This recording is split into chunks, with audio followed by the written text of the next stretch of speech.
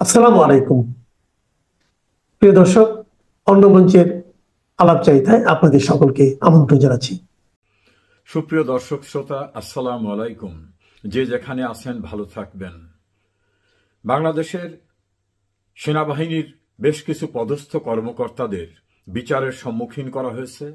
আজ আন্তর্জাতিক মানবতা বিরোধী অপরাধ ট্রাইব্যুনাল নম্বর 1 তাদেরকে কারাগারে পাঠাবার নির্দেশ দিয়েছেন।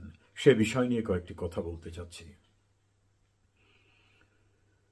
বাংলাদেশের 54 বছরের ইতিহাসে এটি নজিরবিহীন যে একসঙ্গে চাকুরিরত, সদ্য অবসরে যাওয়া এবং সাবেক বিপুল সংখ্যক সেনা কর্মকর্তাদেরকে মানবতা বিরোধী অপরাধের দায়ে অভিযুক্ত করে বিচারের মুখোমুখি করে আদালতে নেওয়া হয়েছে এবং সেখান থেকে কারাগারে পাঠাবার নির্দেশ হয়েছে।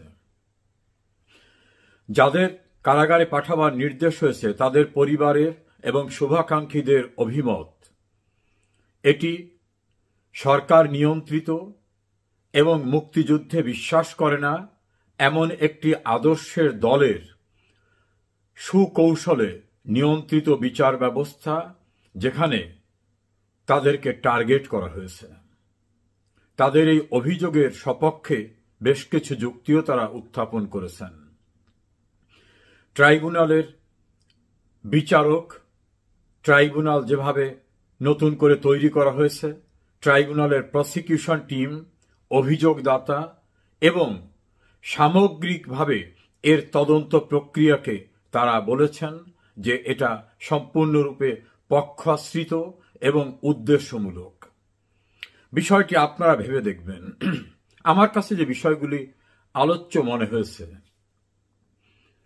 এই সেনা কর্মকর্তাদের কৃতকর্ম যদি অপরাধ হয়ে থাকে, ব্যক্তি পর্যায়ের, সেনাবাহিনীর নয়, এইভাবে কথা বলার যে চেষ্টা করা হচ্ছে, তাহলে একই রকম অপরাধ পূর্বে যারা করেছে তারা কি দায় মুক্তি পেয়ে গেল?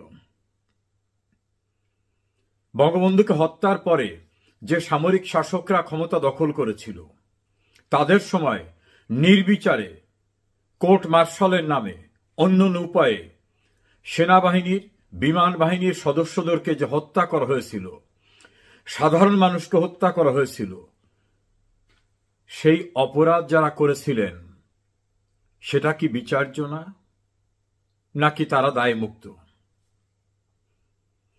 1975 সন থেকে 1979 সাল পর্যন্ত, 79 সালের 6 এপ্রিল পর্যন্ত সামরিক শাসন বলবৎ রেখে বিচারের নামে ক্যান্টনমেন্টে যে অবিচার করা হয়েছিল, পরবর্তীতে সুপ্রিম কোর্ট রায় দিয়েও বলেছে এগুলো বিচার ছিল না, এটা ছিল পরিকল্পিত হত্যাকাণ্ড। তাহলে সেই ঘটনায় যারা জড়িত ছিলেন তাদের বিরুদ্ধে কি তদন্ত হবে না? তাদের কি বিচার হবে না? একই ধারাবাহিকতায় পরবর্তীতে জেনারেল এরশাদ, বেগম খালেদা জিয়ার একাধিক আমল, এই সকল সময়ে যে সহিংসতা হয়েছে, সেনাবাহিনীর ক্ষমতার অতিরিক্ত চর্চা হয়েছে, সেই সময়ে যারা বিভিন্ন দায়িত্বে ছিলেন তাদের বিষয়টা কি মাফ করে দেওয়া হয়েছে? অপারেশন ক্লিন হার্টের মতো ঘটনা কি ভুলে গেছেন আপনারা? যেখানে নির্বিচারে গ্রেপ্তার, নির্যাতন এবং হত্যা করার ঘটনা ঘটেছিল। তাহলে জেনারেল জিয়াউর রহমানের সময় খন্দকার মোস্তাক আহমেদ, বেগম খালেদা জিয়া, তাদের আমলে সেনাবাহিনীর কর্মকর্তারা যারা ক্ষমতার অপব্যবহার করেছিলেন, যে অভিযোগে বর্তমান বিচার হচ্ছে, এর চেয়েও ভয়াবহ অভিযোগের ঘটনা যারা ঘটিয়েছিলেন বলে অভিযোগ রয়েছে, তারা কেন বিচারের আওতায় না? অপরাধের সংজ্ঞার ভিতরে ডেফিনেশনে কি লেখা আছে শুধুমাত্র শেখ হাসিনার আমলে যারা কোনোভাবে অভিযোগের সম্মুখীন হবেন তারাই বিচারের মুখোমুখি হবেন? জিয়া, এরশাদ, খালেদা জিয়ার আমলে যে ভয়ঙ্কর তাণ্ডব হয়েছিল, কারফিউ জারি করে, একেবারে মার্শাল ল জারি করে যা ঘটানো হয়েছিল, সেই বিষয়গুলি কি দায়মুক্ত? এই প্রশ্নটা কিন্তু উঠেছে। আরেকটি বিষয়, সেনা কর্মকর্তাদেরকে সাব জেলে, ক্যান্টনমেন্টের অধীনে সাব জেলে পাঠানো হয়েছে। একই রকম অভিযোগে বিচারের সম্মুখীন মেজর জেনারেল অবসরপ্রাপ্ত জিয়াউল হাসান। তিনি কেন অর্ডিনারি কারাগারে? তিনিও তো সেনাবাহিনীর একজন মেজর জেনারেল এবং খুব আলোচিত দক্ষ মেজর জেনারেল। অপরাধ করেছেন কি করেননি সেটা বিচারে নির্ধারিত হবে। 15 জন সেনা কর্মকর্তা ক্যান্টনমেন্টের মধ্যে সাব জেলে থাকবেন আর জেনারেল জিয়া থাকবেন কেরানীগঞ্জে। এটা কি বিচার? কারণ বিচারের ব্যাপারে তো একটি কথা আছে, justice not only to be done, to have been shown that have been ডান। সহজে যদি বলি, বিচার বা ন্যায় বিচার করলেই হবে না, ন্যায় বিচার করা হয়েছে এটা দেখাতেও হবে। নেক্সট, এদেশের গড়ার গৌরবের অর্জনের কারিগর যে রাজনৈতিক ব্যক্তিবর্গ, তারা ভুলের ঊর্ধ্বে আমি বলছি না, যদি ভুল হয় বিচার হবে। তাদের সঙ্গে যে জাতীয় আচরণ করা হচ্ছে, যে নিষ্ঠুর আচরণ করা হচ্ছে, হ্যান্ডকাপ দিয়ে হাত পিছনে নেওয়া, তারপরে হেলমেট পরানো, প্রোটেক্টেড জ্যাকেট পরানো সহ কোর্ট অঙ্গনে তাদের সঙ্গে যে ব্যবহার করা হচ্ছে, তাদের যে গাড়িতে আনা হচ্ছে, আর এই যাদেরকে আনা হলো, এর ভিতরে যে ব্যবধান, সেই বৈষম্যটা, এটাও কি ন্যায় বিচারের ইঙ্গিত দেয়? অবশ্যই না। কারণ এই দেশ গড়ায় কারিগর কিন্তু রাজনীতিবিদরা, তাদের নেতৃত্বেই জাতির ইতিহাসের সবকিছু অর্জন। তাহলে কি বিভাজন এখানে? নেক্সট, যে বিচার প্রক্রিয়ার ভিতর থেকে হচ্ছে, সেনা আইনে বিচার না করে অর্ডিনারি ট্রাইব্যুনালে, এবং এই ট্রাইব্যুনালের বর্তমান কার্যক্রম রাষ্ট্রপতির একটি অধ্যাদেশের মধ্য থেকে অগ্রসর হচ্ছে। রাষ্ট্রপতির সেই অধ্যাদেশটি যতদিন সংসদ কর্তৃক অনুমোদিত না হবে, ততদিন কিন্তু সেটা আইন না।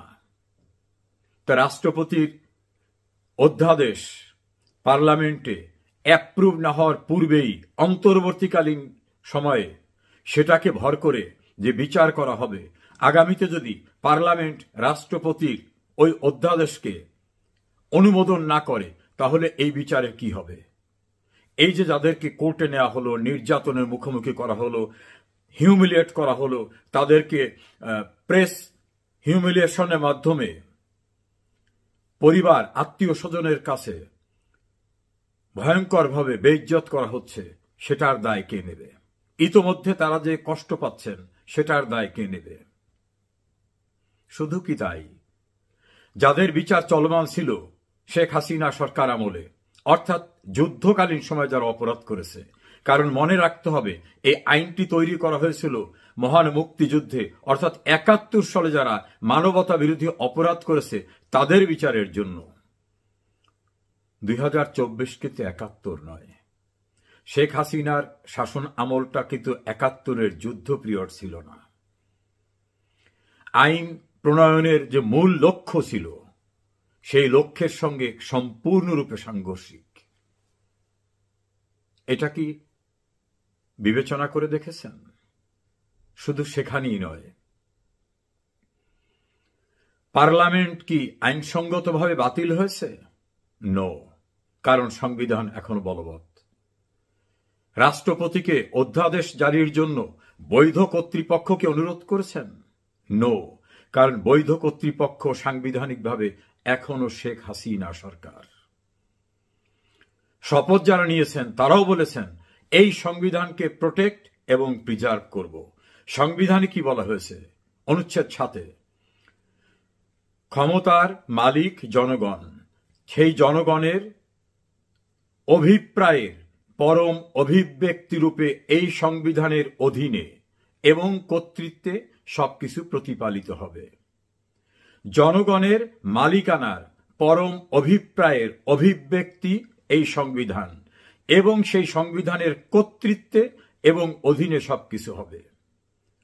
যদি সংবিধানের বিধিবিধানের পরিপন্থী বা সাংঘর্ষিক কিছু করা হয়, তাহলে সেটা বেআইনি হবে। আর্টিকেল 7(2) অনুচ্ছেদে এটা বলা হয়েছে। তাহলে সেই সংবিধান অনুসারে কি এখন যারা ক্ষমতা ভোগ করছেন, ব্যবহার করছেন, তারা কি অথরিটি? এ জাতীয় কোনো পদ, এ জাতীয় কোনো সরকারের অস্তিত্ব সংবিধানে আছে? উত্তর নাই। প্রশ্ন উঠেছে, সেনাবাহিনীর কর্মকর্তারা যারা মুক্তিযুদ্ধের চেতনার বাংলাদেশে দৃঢ়তার সঙ্গে বিশ্বাস করে, তাদেরকে বিনাশ করার জন্য বা সেনাবাহিনীকে দুর্বল করার জন্য মেটিকুলাস ডিজাইনে কি এই বিচার হচ্ছে? এই প্রশ্ন কিন্তু গুরুতরভাবে আসছে সামনে। সেনাপ্রধান তিনি কি আদালতের ঘাড়ে বন্দুক রেখে সুকৌশলে কোনো রাজনৈতিক পক্ষের প্রেসক্রিপশন বাস্তবায়ন করছেন? এমন প্রশ্ন কিন্তু উঠেছে। কোনো প্রোটেকশন কি তিনি তার কর্মকর্তাদের জন্য ভেবেছেন?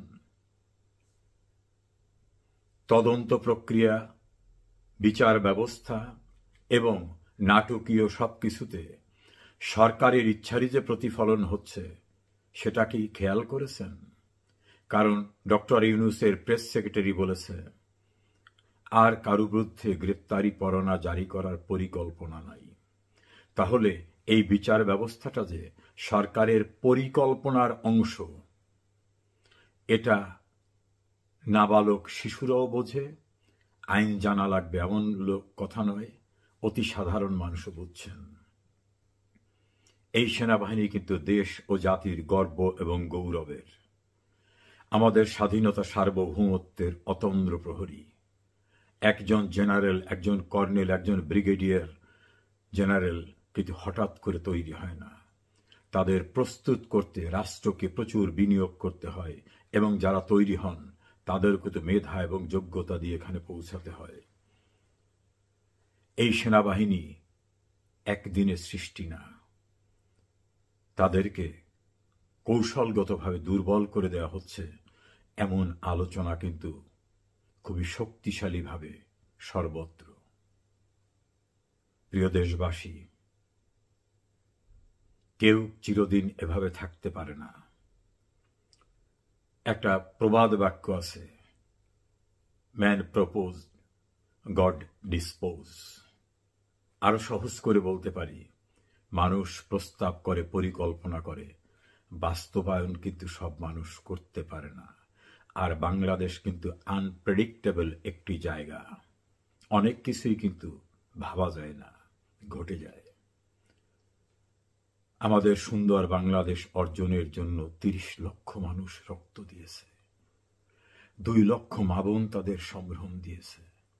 আমাদের মহান নেতারা তাদের জীবনের স্বপ্ন সৌন্দর্যের স্বর্ণালী দিনগুলো উৎসর্গ করেছে। আমাদের জাতির পিতা সপরিবারে জীবন দিয়েছেন। সেই বাংলাদেশটা কি ৭১-এর পরাজয়ের প্রতিশোধ নেবার জন্য সুকৌশলে এখন পরিচালিত হচ্ছে? প্রিয় দর্শক শ্রোতা, চেতনাবোধে উদ্দীপ্ত হন। মাতৃভূমিকে রক্ষা করতে হবে। ভয় কি মরণে রাখিতে সন্তানে, মাতঙ্গী নেচেছে আজ সমর রঙ্গে।